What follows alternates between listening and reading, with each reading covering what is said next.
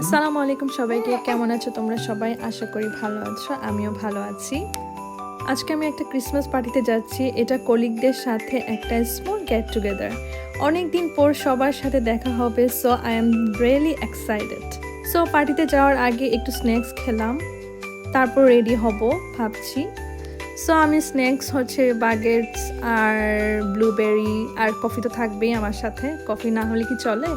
নুরাইসকে রেখে first time আমার বাইরে যাওয়া, সো একটু মন খারাপ লাগছে, আবার এক্সাইটেডও লাগছে। সো আমি এখন একটু লাইট মেকআপ নিব। আমি সবসময় লাইট মেকআপ পছন্দ করি and comfortable festive outfit try করব নেওয়ার জন্য।